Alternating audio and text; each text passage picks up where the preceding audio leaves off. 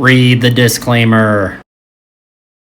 What's good, guys? Welcome to COG Podcast. I'm Charles. Jason. And we're coming back today with another podcast. And we got a few things to discuss.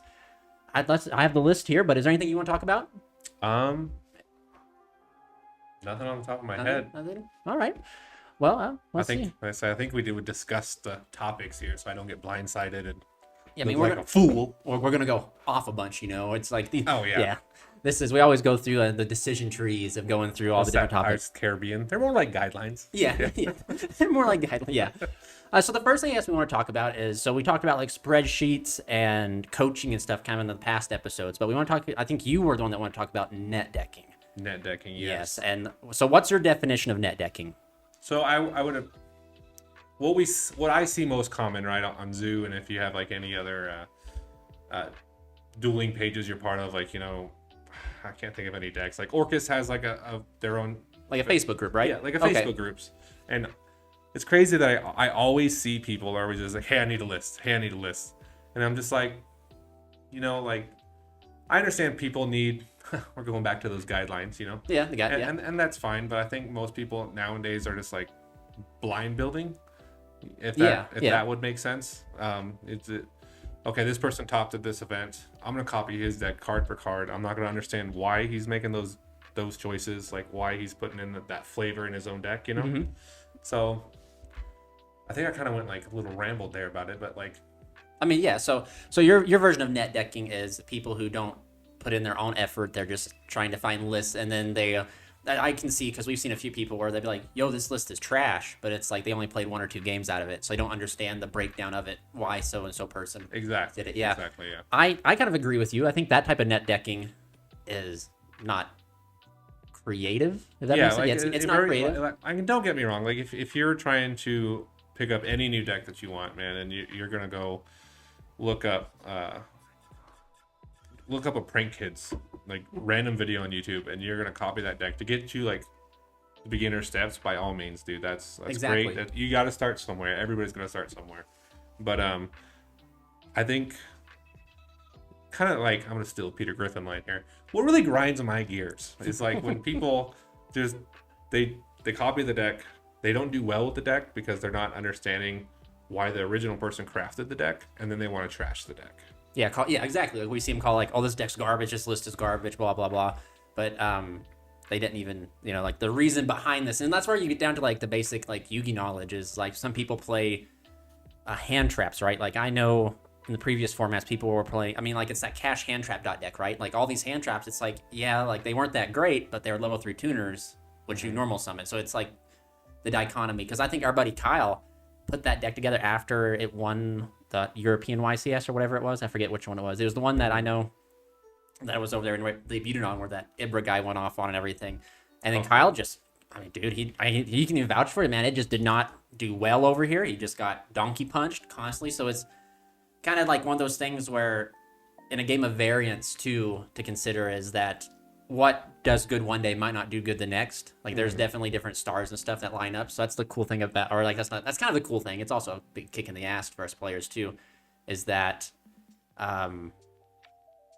it's like the stars line up just perfectly, and then you're not going to get those same results again because of the variance that exists in the game. Right. So then like we see like this really cool deck list that pops up, and we pick it up and we take it, and then we get, I guess, playing devil's advocate really. We take it card for card, and we get donkey punched with it, not just once but twice. So it's like, it makes you wonder. You got to take into account that net decking is not going to, like, you copy Jesse Cotton's deck list, you're not going to do Jesse Cotton levels with it. There's more variance to it than just the person crafting it or like the first place list. There's like, his matchups, like the whole, knit and griddle of it.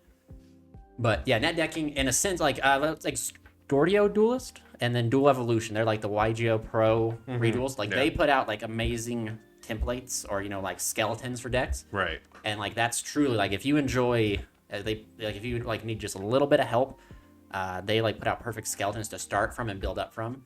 And I think that's great net decking in a sense, because they give you a base to work with and you work up. Whereas like what I think you were talking about is like you see someone's taking so and so's first place list, running with it, and then trashing the deck because they did horrible with it. Exactly. Yeah, we've seen that type of net deck has been around forever, and it's just it's terrible. Like I said, there's pros and cons, Yeah. and like I do fully believe like those YouTubers that you mentioned that like, yeah, dude, we need to have a first step somewhere, it's. I'm not saying to go take anybody's deck list and like you have to have like your own creative footprint on it, but like I don't know, like if they do good with that deck, respect them for that deck. Don't copy their deck. Oh yeah, so now you're getting not do great with the deck and then trash the deck. Yeah, because if they did well with the deck list that they copied, it's very. You have those like honorable players every now and then that give credit where credit's due, but they take that deck list maybe, and even you see it very slightly happen to where they change like one or two things that are flexible, like different hand trap choice, but outside of that, it's like card for card of what someone did well, and then they're like, I did it, I crafted it, it's my own thing. Yeah, and it's like, hey man, this is one card literally off of like. Exactly. Yeah. Yep. That's for sure. I know. I saw a bunch of posts of those, and I was just like, you know what would be a good little rant, for this podcast right here. Yeah. Let's talk about net decking. But yeah, net decking. Yeah, it definitely has. There's, like you said, pros and cons to it. The negative. There's plenty of toxic things. That's probably definitely one of the toxic things that exist. Is people who take a deck list, do poor with it after they just copied it card for card, don't understand it, and then they wonder why like these choices are being played, and then they don't know it, and then they just like. A couple weeks ago, I was watching what's his name? YuGiOh? Yeah. Or YuGiOh GG? I don't know. He's the one that does the videos on where to hand trap, right? Yeah, he's a phenomenal character. I don't know why I said that, but he had a video, and I forget which video it was, but he's like, he can go up to people at like tournaments, be like, hey, what's your reasoning for this direct card? And most of them would be like, I don't know. Yeah. And it'll just be like. I think he played Malice at like a big YCS recently. Probably Providence. Providence or the one right before it. Was it Houston? I thought it was Mexico. Maybe. No, maybe it was Houston. Yeah, I'm not sure, but basically he explained his choice why he played. I think it was like a TB11 or one of the Malice Trap cards. I can't quote him word for word at the moment, but he explained his reasoning. He's like, if you have a card or whatever, and you're putting it in your deck and you don't know why you're playing it, like, why play it? And then that kind of where it gets kind of into the whole like Yu-Gi-Oh players are nothing but sheep. Yeah. That's really what it comes down to. And I've seen this happen. You see it happening with like that what you just said, where they're playing this card because it's just what everyone else is doing, and we just blindly follow. Or like there's the references where it's like it's a good card, you play it.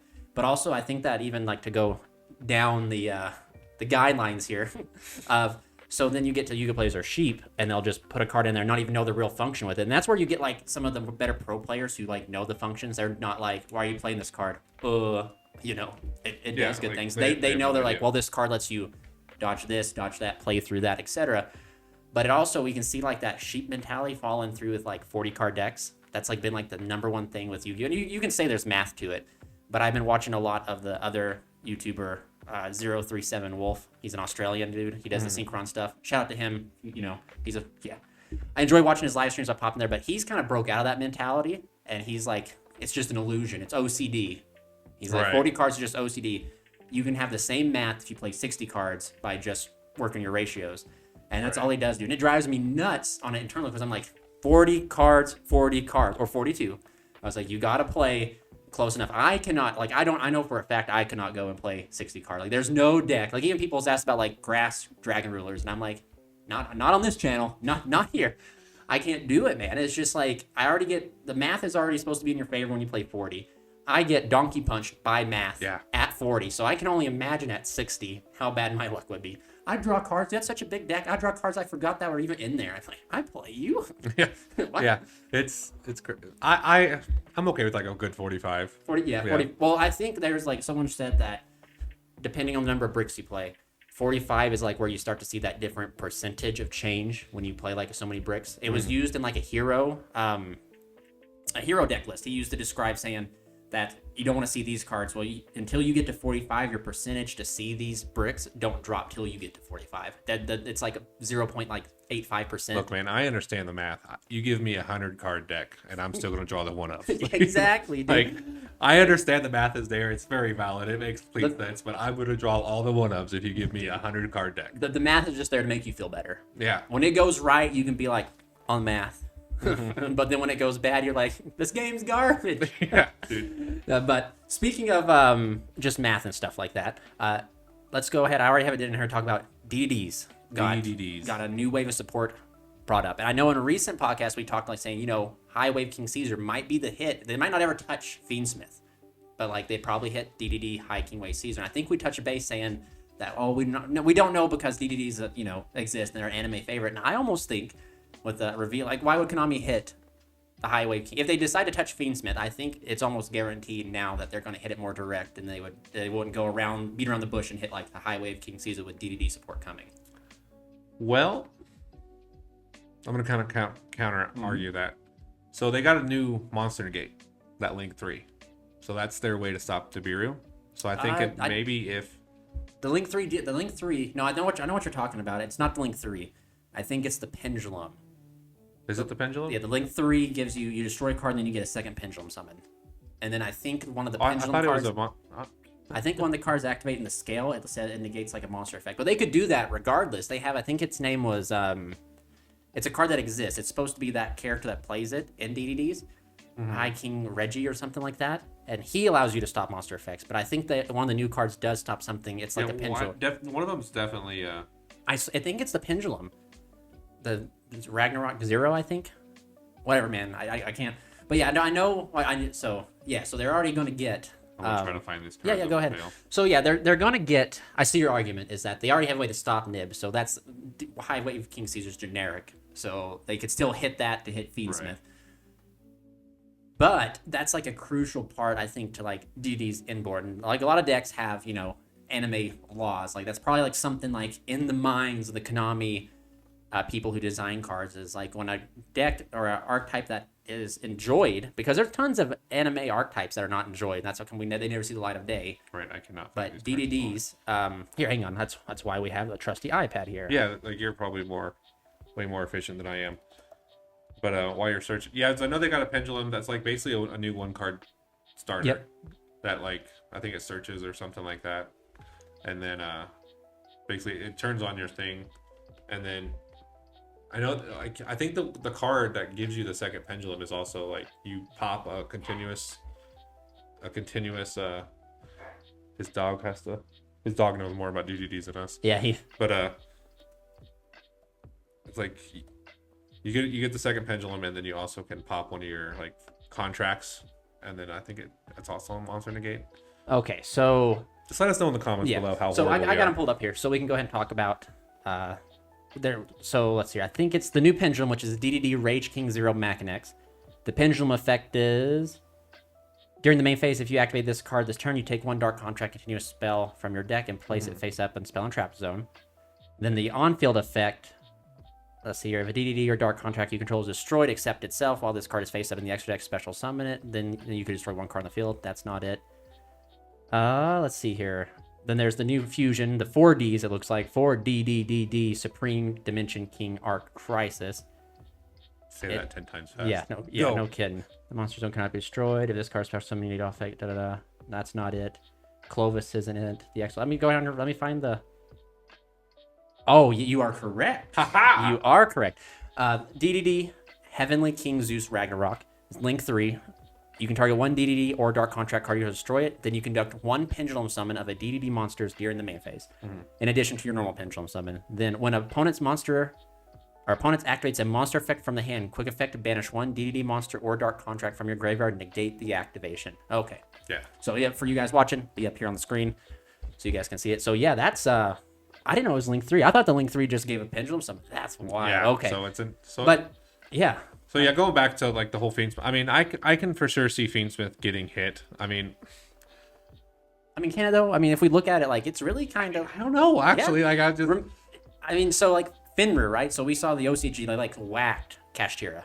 We just lost Riseheart, and they never touched Fenrir. Which Fenrir was like being played in every deck, and Konami hates when those type of cards exist. Konami's like this weird, like I said, we'll just have to do a podcast called Trying to Get Inside the Mind. We'll have a crystal ball here and we'll try to see if we can get in their minds. But they hate when the same cards are being played. That's why we see so many, in the past ban list, we see cards that every deck was playing, whoosh, waxed, and Fiendsmith is like one of those that is being played and everything. Finra was one of those cards. They didn't touch Finra at all. They think we limited it or semi-limited Unicorn. And then they brought it back because the power creep over here just seemed to like push it away. Right. Yeah, I mean, Fiendsmith is like, I'm over Fiendsmith. Like, it's a good engine, don't get me wrong. But I just, I don't know if that, like, they have good reasons to hit it. Like you just explained, like every deck's playing it. Like every deck's going to have it. Every deck's going to have like a negate with Desiree or, you know, High King Caesar. But, and then you also have the shuffle back with the trap and whatever. Yeah, the Paradise, yep. So, I mean, it gives a lot of decks a lot. It does. I know one of the main things that people talk about that they enjoyed is because it gives decks who, which is my complaint about it, kind of like on the same thing, is it gives decks who normally don't have the long fight in them, gives them a longer fight. Yeah. And I like that to an extent, but I'm like going to play, I guess, devil's advocate and say, when I hand trap you 3 times, your turn should be done. You shouldn't be able to just have 2 bodies out and make Fiendsmith, and then I get cooked because Desiree's going to stop my, like... Says the guy who would summon his soul. Yeah. After 4 hand trap. Hey, man, it's too soon. Too soon, man. Too soon. So why didn't I flinch? Because the laws of science differ fundamentally from those of... But yeah, that's the issue. It's like the economy of it, right? It's good because it gives these decks that normally get blown out pretty easy ability to fight on and give a chance. But that's also the bad thing is that what it does for the like rogue decks, it does for the good decks. So like you throw your 2 hand traps at Ryzeal and you're like, they should be done. 2 bodies on field, Closed Moon, Fiendsmith. Psych. God dang, and that's bad when you get compared to those 2.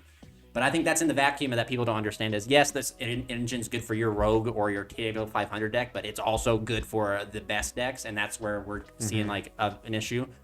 And then arguably you get into the thing of where you find the best Fiendsmith variant that exists is the best one, right? And then everything else is just less than it, so then everyone's just playing like worse Fiendsmith at the point. So do you think with the new DDD support, and do you think does it work well with Fiendsmith? No, so that's the crazy thing about DDDs is they're very xenophobic. Like there's a lot of cards that lock you into only summoning DDDs. And that's also another reason why I don't think that they will end up touching High Wave King, because you lock yourself into DDDs. You have Siegfried, you have the Machinex, the guy that just smacks on stuff, and he's like a snatch steal. And then outside of that, you just have High Wave King Caesar. Those are the only like kind of disruptions they end on monster-wise. They do have like Headhunt and stuff like that. So you take away that, DDD's inboards are very lackluster. I mean, of course, you can now end, but I mean, you end on the Link 3, and it's like monster effect and get in the hand. Right. So I mean, like you can get to that, but that's why, yeah, they're very xenophobic. There's a lot of cards that lock you into only special summoning DDDs. And I don't see that. I did not know. I was kind of worried for like a second if like Fiendsmith DDD, like another Ubel Fiend piles coming. Yeah, no, and that's what's crazy. How come DDD, anime archetype, super xenophobic, but like Ubel's like no restriction. Yeah, that's is it because is it like older? It makes you again. Yeah, I wonder if since it's older, they kind of like theme to like the older like ways. Because if you read even the newer Ubel cards, like a lot of them aren't really hard once per turns, and nothing locks you in that deck. But like the first DDD card you activate, it's like you're locked, your brother's locked, and your car's locked by DDDs. Yeah. That's why I didn't know they locked you that. And that's still on the topic of DDDs about the new support and everything. Is it still has like a bottleneck. Gilgamesh is still a really like you have one Imperman, that's probably where you're gonna throw it, and that 100%. Means DDD players have to set up lines. But the crazy thing about Gilgamesh is the only thing that interacts with Gilgamesh is Impermanent Effect Veiler. The only 2 cards that interact with him are those. You can't ash them, you can't bell it, so like there is like particular, I've seen videos where you make like this synchro monster that's not Siegfried, but it says you can't target DDD monsters, and then you commit to Gilgamesh, and then it's protected. Yeah. But again, if you only open 1 hand trap, that's probably where you're gonna throw it. And then that's another thing that we talked about earlier in the week was, so everyone always told me like DDDs is this insanely complex deck. Like you have to have a degree to play it, and it made me kind of wonder. I was like, is it really that complex? Is it any different than playing like different lines of like Mermail?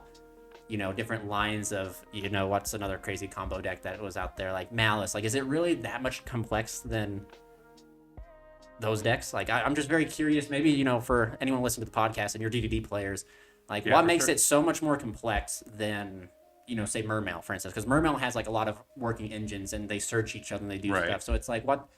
I feel like now, I'm not a DDD player, so please don't light me up in the comments.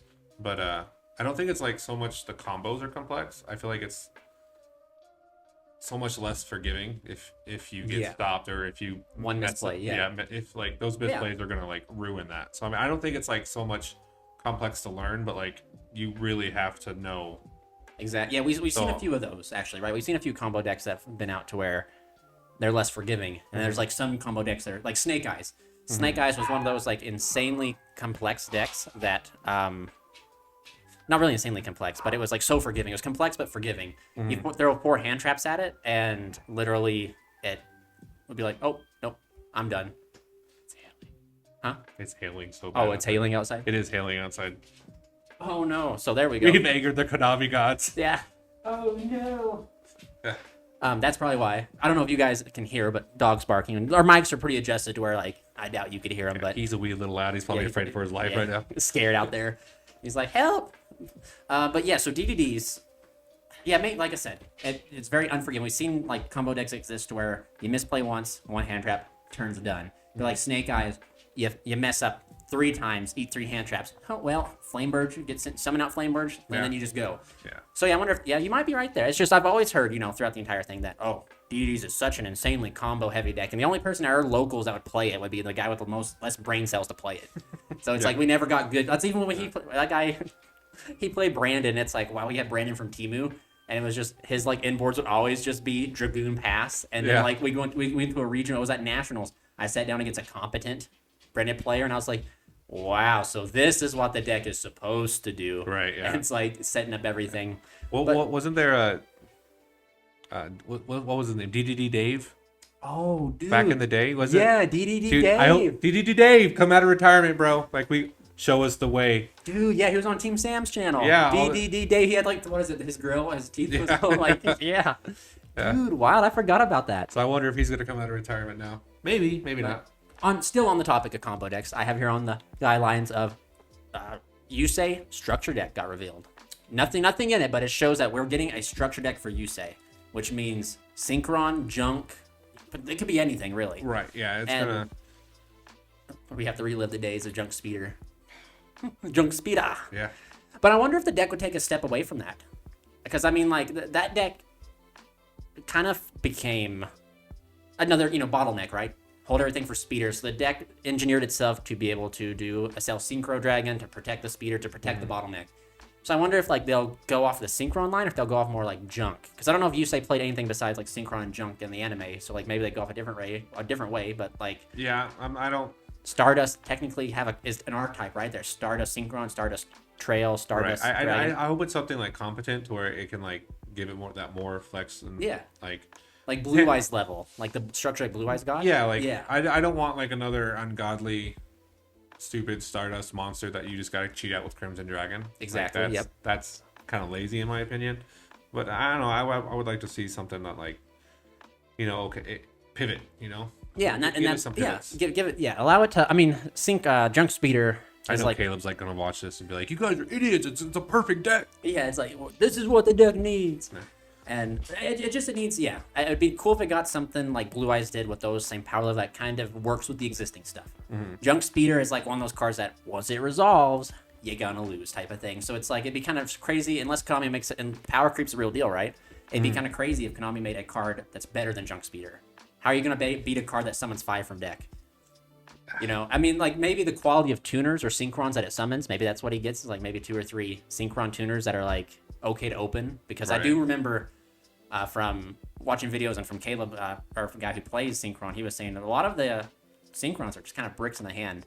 Like you don't really want to see them in the hand at all. You want to summon them from the deck. I mean, you can work with them in the hand, but you'd rather that be other things. But it's still cool that Yusei is getting a structure deck, and I think that that's kind of wild. You think Blue Eyes, Dark Magician, now Yusei. Is Jack Atlas coming back up again? Oh, I mean that's very potential. Crow, dude, Black Wings would be a wild thing. Dude, yeah, Blackwing. So I mean, I like Blackwings. I never like played it competitively or anything. Like it's sit in my binder, but yeah, Blackwings. I mean, they got some a little bit. Darkwing Blast, I think was last set where they got their like upgraded boss monster. Was it something assault, right?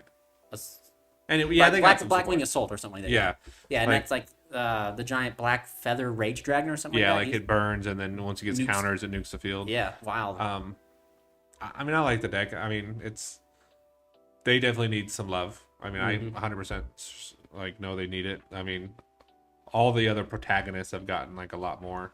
I mean, they're also the main characters too. I mean, so maybe logic. if we look at it, right, like Blackwing started, and quote me if I'm wrong, Red Dragon Archfiend got a structure deck. Mm-hmm. Now we've gone into Power Tool Dragon, got some new form. Ancient Fairy just got a new form.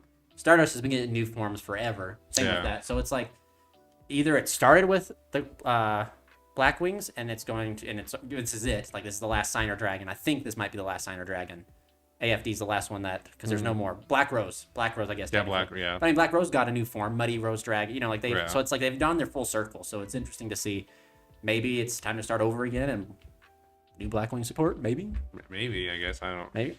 I'm sure maybe, or they might do something cute, which I don't want it to be cute, but like they've been turning like a lot of other monsters into like, I'm sure it's gonna be like a new Synchron because they got like the black. Oh yeah, dude, that's right. Hold up. Yeah. Yeah, like we don't have like any Blackwing Synchron, do we? Well, we got that little guy. Well, it's not technically a Blackwing, but like it's a Is it Assault? Assault Synchron. Is that what? Yeah. I'm Is thinking? that supposed to be Crow? Is that supposed to be him? I think so. Like I thought. I don't know if it's like supposed to be him or like a little homage to him.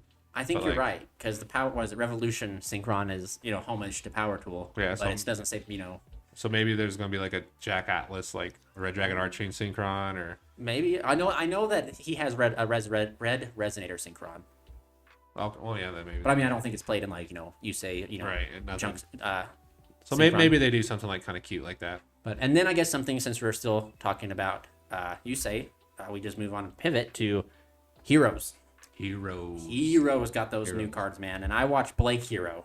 I keep kind of he's like that one guy. He's like a hero guy, and he was like showing combos and stuff like that, and how it's just kind of crazy. Like the decks, like again, Konami should probably give the deck an Omnigate.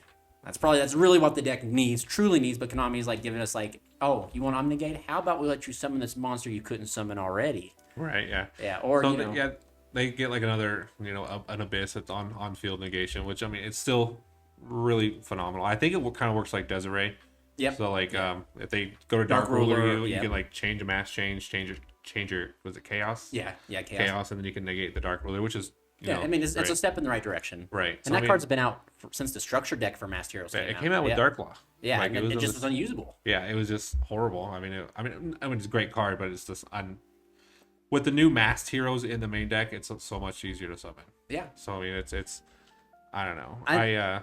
Man, Heroes. Dude, I love that deck, and I wish I always watch Jaden BR. Yeah. I watch him, and I'll be like, I could do that. I just go cry after local, like I'm just like, oh, I couldn't do that. I couldn't. And dude, that's a deck that's like suffers from too much good support. Like all their cards just do wonderful things that it's like they have to cut. They don't even play 3 Stratos, man. Like if you tell me there's a one card that searches your entire deck, you play 3 of it, but they only play like 2 Stratos now. Like they've cut down on Stratos to play the other good cards they've got. Yeah. Because Konami has, I don't know, for some reason, like not wanted to make if you're them. ever a hero player complaining about consistency, there's the door. You know what I mean? Like Yeah. you got something wrong. And you're like one of the most loved archetypes, man. Like you continually get support, and it's just like, but that deck is, again, like I said, suffers from the too many good stuff, right? Like it just Right. has so much good stuff that you arguably could. I don't even think you could play a 40 card list. Like you would have to extend to like 45. Yeah, it would be. I mean, depending on what all you have to like want to play, because there's so many options. Yeah. But like because I know like the new Evil Hero package is really good. Some people are even, I think they're cutting like Varus and stuff. They're And only that's using. insane because Varus is such. I love cards. I love decks that have cards that are like pitch to summon and then it does something. Mm-hmm. Like I like that a lot. And the fact that they're talking about getting rid of it because the other stuff is doing what it does but better. You know, always lead to Rome, but it's just trying to find the most consistent way to get there. Right. But yeah, I think that'll be pretty cool. I really like I know some people are saying like the new Masked Hero, the one that looks like Iron Man, isn't like, it's good, but it might not be like, since their extra deck takes up so much space, it might not find a spot in the extra deck, which is kind of sad. Yeah, I mean, it looks like really cool, and I think what does he do? Did he just reset the mass change? I believe so. Yeah. Yeah, like he's nothing super great, but I mean, just Furnace and Dust Crow. Dust Crow, yeah. Dust Crow, yeah. By himself or like. What do you think of phenomenal. the new Dark Law artwork? I like it. The kicking foot dude, that's still pretty Yeah, sweet. I think it's cool.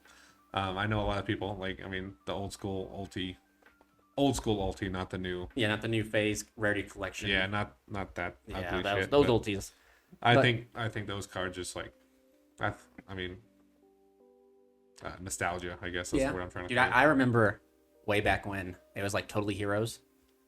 Oh yeah. Way back when, Like and Bubble Man and stuff? Yeah, I got cooked by Dark Law and Double Toad. And I was like, what the fuck? Yeah. What? I remember that was in Omaha, like 2017. Mm-hmm. I remember it.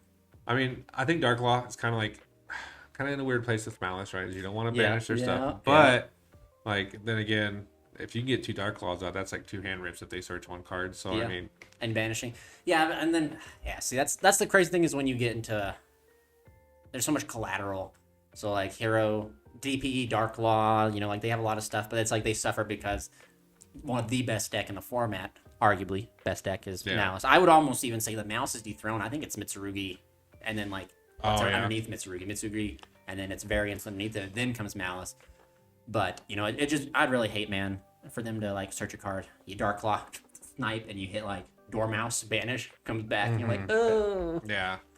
But it's just that's what I was getting at. It's like collateral. Like once Malice hopefully phases out and goes away, then like those decks become better, right? Like, right. Heroes becomes better. Then you have those decks that rely on the graveyard, such as like Crystron, Dragon Ruler, Orcust. Because Lancia hurts Orcust. Like Relogon Lancia can do some duties to it, but like once those Malice is gone, which it might not happen. Maybe Orcust is such a powerhouse that it'll keep Lancia somewhere in the format. But what I'm getting at is that there's a lot of collateral damage that exists because of Malice existing, and it's not just decks being stopped, but it makes decent decks bad because their matchup against that deck's horrible.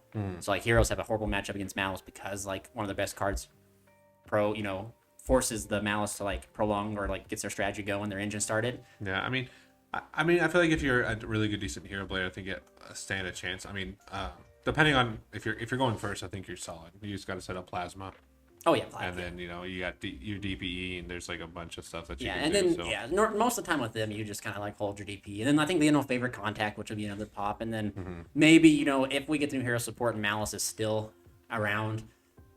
Chaos Target Negate is still like super powerful. Like that's still really good. Also to backtrack to the heroes, I think we're still on the heroes. Yeah. But the new Voltic Thunder, the Thunder Giant. Oh yeah, okay. Dude, yeah, that's I love what they're doing with that because we got the old school Flame Wing Man, like doing his like Infernal Rage. Oh yeah, he searches favorite contact. Yeah, he searches favorite contact, and now the new Thunder Giant Voltic Thunder is just Thunder Giant like just blowing up the field. That's pretty cool. Yeah, I mean I think that's good. And I think that's Konami should continue to do cards like that to keep up with power creep. Konami can control power creep. I'm probably not gonna I'm not gonna wake up tomorrow after saying this. Yeah. But There's gonna be a podcast where a show with like tin aluminum foil on our hands, and we're just gonna talk shit about Konami. Yeah, dude. But I think they can control power creep, and they just choose not to, because power creep forces money in a sense, But they have a way to like make really good cards that can keep up and do crazy things in the current format or the state of the game, but aren't super crazy. But yeah, so Heroes is pretty cool. But since we're talking about Heroes, next guideline, we'll go ahead and talk about we had a lot of rogue options that ended up topping. It was multiple. This was last week, and we didn't get together and do the podcast last week, but it had to do a lot with White Forest. White Forest took a few regionals, first place, second, thirds. And White Forest is I think one of those sleeper decks. I think I'm not alone. Like a lot of people have also put that out that it's like one of those sleeper decks. And I gotta tell you, man, that deck is it's kind of hard to interact with in a sense. Like it's just kind of hard. I mean, you almost, it's kind of reminds me, you need 3 hand traps. Like almost in a way, unless they open bad, you almost still need 3 hand traps to stop a White Forest mediocre or better hand. Yeah, they definitely they have a lot of pivots, and it's because just the LZs by themselves are really good. I mean LZ pretty much says discard Ash Blossom. So LZs discard Ash Blossom. They have a lot of variants. They have a lot of stuff, and it's just, I don't say stuff because I don't know everything, but that deck's really good, and it's really scary to play against because it's crazy because sometimes your board is just a couple cards. Yeah, 2 or 3 cards. And you're just oh, that's not scary, and then there's a Chimera coming out, then there's a whole book, yeah, book of moon. There's a pop in, and you're just like, okay, slow down. Yeah, dude, that's literally the truth. It's like they have the synchro out, and then they have like that new Diabell and Dragon armor, and like maybe one set. And you know what's set? It's probably the fusion card. And you're like, Yeah. all right, this is all right. I can play this. Your field gets Book of Moon. They're paying half their life to pop something, and then they're summoning out a little tiny synchro popular that turns into a big old dragon. Yeah. That moves your stuff to the continuous spell zone. You're like, what? Yeah. So yeah, it's just like, Yeah. it's like a really looking subpar board, and like if you ever duel a white forest and you've never dueled them before, just be ready because it's gonna surprise the hell out of you. And then that's also cool. That's another deck that pivots back that also can go into Fiendsmith, which it's like, again, you throw your 2 or 3 hand traps at all the white forest cards, which I would argue, and the Azamina cards too. I'd say those cards are like fair in a way that they get hit hard with hand traps, right? Azet, pitch a card, you ash Azet, they've gone -1. Right. Hallowed, send a monster, you ash it, they don't get, or they're not, Deception, send a monster, then you ash it, they don't get hallowed. But then there's also like, they like eat these hand traps and they're like plan B, and it's like Desiree, but it's not just Desiree either, man. Like it's kind of cool because we know that the equips that go down there, like Requiem and stuff, they can use those as continuous spells, like use their own effects. You know, like they can send a face up spell card gone. You know, Requiem gone. I mean and it's crazy. Like Consistent too. Like Wanted searches so much. Wanted gives you a draw. And then we saw recently that Pack went 9-0 with Memento Fiendsmith, a deck that we talked about. Then we kind of like, it didn't show up at all for the YCS. Right, the next one, like nothing. It won a YCS, then didn't even make a showing for the next one. And then now Pack went 9-0 with it. And I watched a little bit of the video today, said that he chose this deck because it didn't have a silver bullet, among other things. So that's like the big thing that I saw was that he said, like, there's no silver bullet for Memento. It can play into the Molchummies pretty well. It can play under Droll pretty well. There's no one card like Lancia that stops it completely. And that was his reasoning compared to, like, other choices. And he felt like it was more consistent than, like, Malice, which is kind of crazy to me to believe that it's true. Malice, like, what is it? Field Spell and then Dormouse and White Rabbit are all at 2. Yeah. So, like, they're missing, like 3 cards, like a pretty big consistency hit, but yet that deck still performs so well because of how insane Malice is in general. Yeah, Memento's like, I don't know, man. I guess like you just said, like we talked about it. We were expecting it to show up at the YCS, and then it just faded out, and then now it's like a good Pack's rogue. gonna bring it back, But it's like a solid rogue pick, I think, and it's I think it's fairly cheap because I think I think Bone Party was like the most expensive card. And then, yes, I pulled one and I tried to sell it for like $20, and they're like, it just got announced to be reprinted in the Rarity Collection. I'm like, okay, cool. I think you're right. So I honestly think like just Memento by itself is like definitely under $100. Yeah. And then like even Fiendsmith isn't, well, I mean if you're buying tracked, but I mean Fiendsmith isn't, that'll probably be the most expensive part of the deck. right. And that deck I think has, again, like it pivots. It can make the Bephomet. It can like use sequence to go into Bephomet. Bephomet then I think dumps a card, and then it dumps like your own engine because it can dump a beast or something like that. Right. Yeah, so like I like decks like that have like a lot of pivots, like a lot of like, so like you can sit and you can like do your combos, your 1-2 card combos, but at the end of the day, man, when you're getting hand trapped left and right, you got to freestyle a lot. Yeah. And I like decks that have like tons of that different type of freestyle. Yeah, and they're not defined. Like you can't. I mean, you could probably sit there and be like, you do this hand trap here, then you could like do like all the different lines you could do, but that's a lot of work to do. That's a lot of like. It doesn't even like lose to like anything getting banished or anything, does it? No. I mean, there's not even a lot of like Shifter's gone. Probably Shifter would have been like probably the biggest silver bullet to it, but Shifter was a silver bullet to a lot of decks. Yeah. Fuck Shifter. Yeah, I know. May he rot in hell. Yeah. No. But dude, speaking of that, Shifter, I was testing I think last week on Omega, YuGiOh Omega, frame 1 Shifter. You saw the one of you son of a, and he lost after it though, which I was like, you deserve that for playing Shifter. And then at locals, I was sitting next to our buddy Paul, and Paul was playing I think Exo Sisters, and Kyle like opened his hand. I swear Kyle was like, dang, he's like, this is such a good hand, I don't know what to do with it. And Paul just went Shifter, and I was like, dang, that Shifter shouldn't even be the name. It should just be called Sacked. Yeah. You just got sacked. That's just crazy. I'm so glad that the card's up 1. I know. I wish it was gone, but the thing that sucks the most about being gone or being at 1 is like you might get sacked by it. That means there's so many, because Shifter's a dead card going outside of turn 1, right? So it's like it's going to really, we talked about. I see some content creators. Another topic is people getting tilted. That's a good reason to be tilted. Is when you get hit with Shifter. Like it is a horrible card. Nobody should be main decking that card. That card shouldn't even be in anyone's deck. Period. Yeah. We need to like insert that meme of Jesse Cotton. Yeah. When he gets shifted and there's like tier format, he just. Exactly. Yeah. Like what do you do? So then let's Mitsurugi is something that I want to talk about in today's podcast, is because Mitsurugi dominating. That deck is like all over YuGiOh Mega ladders. It's all over Dueling Book ladders. It's all over like our locals. Like there's essentially just one guy playing it, but at the moment like he's just one dude. But you're always going to see it if you do decently well because he's doing well with it. Like that deck is wild. That it is in any crazy, variant almost any variant. So I think a couple weeks ago we were actually in the other room texting. I tried the Fiendsmith Mitsurugi, and I'm thinking about going to Pure. I do believe YuGiOh is probably the best, just because, I mean, it's the most consistent. And like we talked about it in like last podcast, that now the Mitsurugi can now bridge you into your YuGiOh. So that's like better person rather than like YuGiOh only bridges you to Mitsurugi. It now works both the way. Yeah. So I think I do believe that YuGiOh will probably be the best. I currently I'm liking Pure. I think I'm gonna try to go to Pure.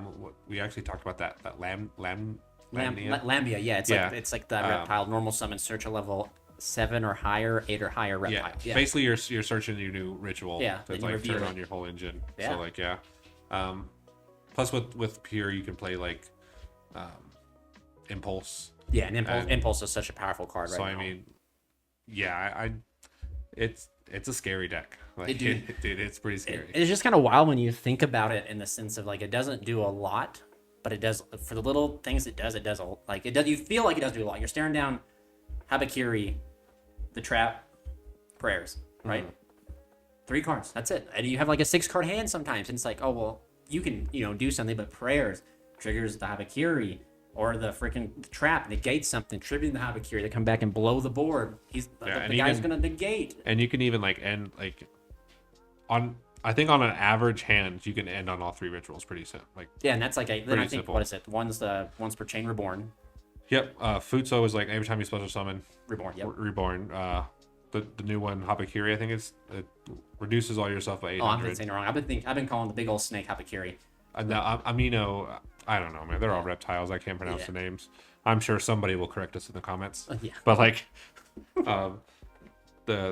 I've seen people use like the Futso and the one that drops to attack by 800. They're both level 8s. So there's number 90, and then you have like the Amino, which is like the discard. Yeah, the discard or negate. And then you have the trap, you have the prayers, and like that deck.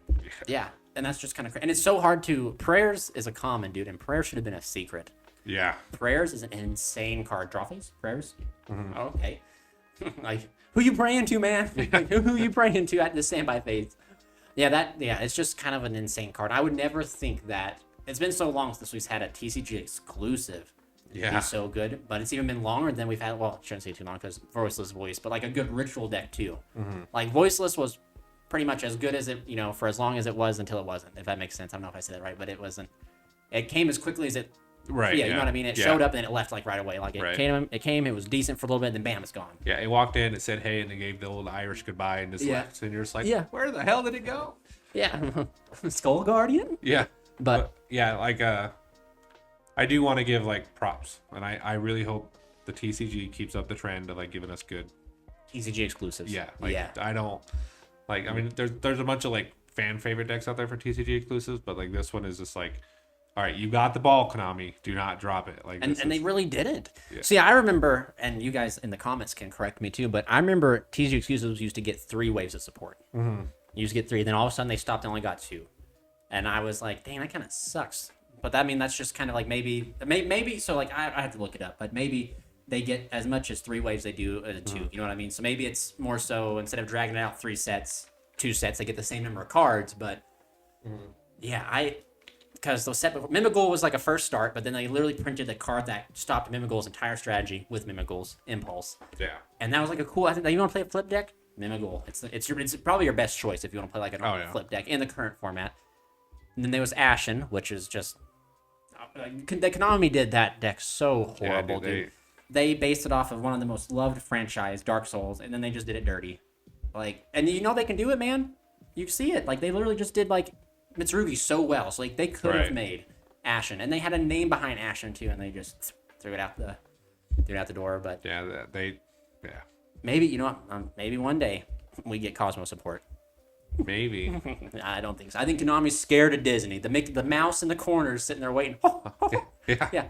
You want to make that support there? Yeah, We're gonna sue you. They're probably terrified of that. Yeah, and that's, I think, when we'll get Cosmo support when Air Neos comes back. Oh yeah. So now, to kind of close out the podcast, we have probably the most important discussion. We might be a little bit late to it, but we're getting to it here. And this is for you guys in the comments to get involved with. Yeah, but this is serious. This is serious. You guys get involved because this is a serious topic. We need your opinions. So we've seen 100 guys versus one gorilla, right? Yeah. And we're kind of on the same team, man. We're like, we think 100 guys could do it. They'd have to lock in, and we are not saying that 100 guys are living. We're saying that 100, we would win. One gorilla's dying, like 40 guys are dying, but we would win. But what about 100 Yu-Gi-Oh players?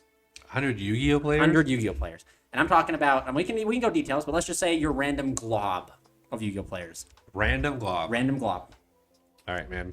I'm talking like maybe one trip. One trip? Okay. Bunch of Jessies.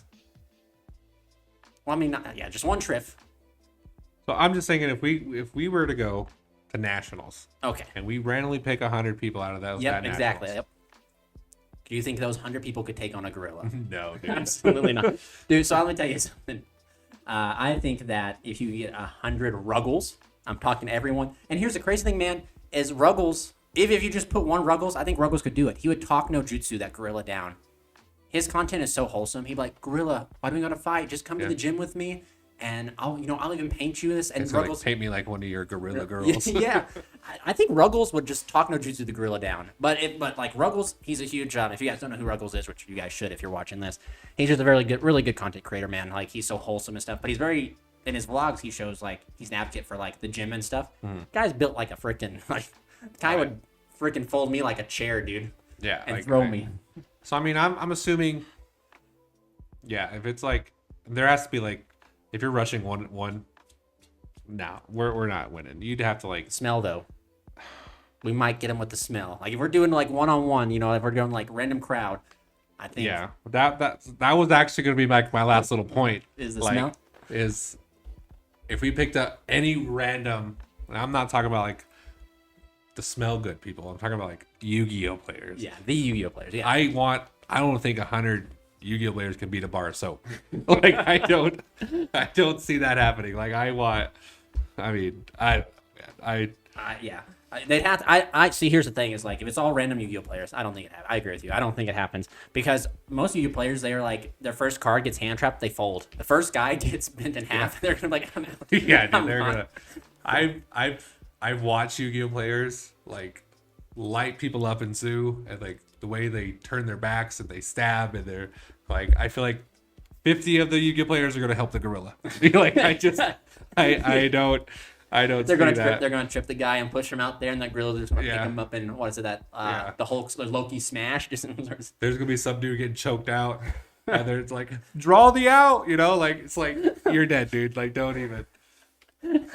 I just think I play myself face down into fist position. Yeah, some dude's gonna like be crawling with a broken leg and be like, I couldn't do it. Like there's gonna be another Yu-Gi-Oh player like fully capable of helping the young man. He's gonna be like, it's a skill issue. You know what I mean? Like you're behind if you didn't come from the right side of the gorilla. Right. Yeah. There's no unless there's like I'm not athletic by any means. Do I? Oh no. Yeah, no. I might look like a naked gorilla, but like no, dude. Like just so you guys know, we're not making fun of anybody out there by names or anything like that. Like a gorilla would beat us just the same. Oh but, yeah, dude. Yeah. And I'm gonna be one of the guys that's gonna trip Charles. Like so yeah, but it was just an interesting and funny topic to kind of talk about. But yeah, I just you did bring a good point. The Yu-Gi-Oh players will backstab themselves. Like yeah. Like, well, the gorilla killed 10 people. What about the other 90? They turned on each other. Yeah. The gorillas are gonna like watch the other 90 just kill each other. Like unless like I'm telling you, man, I think Ruggles would talk no jutsu that gorilla down. I think he could do it. I think he'd go up to the gorilla and be like, we're about the same size, and he'd be like, listen, man. He'd be just this wholesome guy. We don't have to fight. I look, Ruggles is in great shape, and by all means, this is not going to turn like a weird fanboy moment, but like, I have seen gorillas stand up. I am a 6'5" man, and I get scared. Like, You hands down, dude. Maybe Ruggles is like some gorilla god, right? you underestimate the talk no jutsu, man. But let me tell you something. 100 triffs. There we go. 100 triffs. Do you think 100 triffs could take on a gorilla? I mean, yeah. I mean, I think so. I think they'll just overwhelm Well, them. yeah. Like I said, there has to be like some tactical thinking. With 100 people going to attack on a gorilla. You can't send one at a time, and I feel like you have 100 trips yelling pen best deck, Or just yelling at the top. Yeah. yeah. Like I think Let's go. Yeah, they could. Just imagine the gorilla sitting there eating its banana or something, and you just hear like the hollers of 100 triffs going, "Let's go" Yeah. over the horizon. You'd be like you'd be like the orc from Lord of the Rings. Huh? yeah. Like there's. As Rohan shows up, but it's triffs. But no, if realistically 100 normal Yu-Gi-Oh players versus one normal gorilla, Yep. nah, dude, you're all dying. Yeah. And don't pick me to be one of the 100. Yeah. Like, yeah, I mean, that's great, man. They're looking at me, dude. They're like, that skinny guy wouldn't. He's not even cannon fodder, and they're gonna look at you and be like, him. Yeah. They'll be like, look at him, 6'5", he stands a chance. oh, dude, I wouldn't. There's no way. Like one-on-one with a gorilla, no. If I have like 9 other people and I'm like the 10th one to dogpile them, yeah, sure, I'll help. But like, as soon as it starts going bad, dude, I'm gone. You're face down in defense position, right? Yeah. Even if I didn't want to be face down, that gorilla's gonna make me go face down. Yeah, just you gotta fake it out. You know, fake it. Wait till the dust. Well, you gotta close your eyes, listen to your fellow Yu-Gi-Oh players get ripped in half, and just try to go to that happy place. And, Yeah, dude. Yeah. yeah, but I know we our little group of friends have been talking about that, and I just was like, man, that'd be kind of a cool talk. But 100 Yu-Gi-Oh players versus one gorilla. But yeah, you guys down in the comment section down below, let us know what you think. Do you think outside of Yu-Gi-Oh, do you think 100 guys could take on a gorilla? Do you think that gorilla, like, what do you think? I want to hear other people's opinions on it. But anyway, I think that's about it for the podcast, man. So yeah, thank you for coming. Yeah, always. And then thank you guys for watching. This is Charles Jason, signing out. later.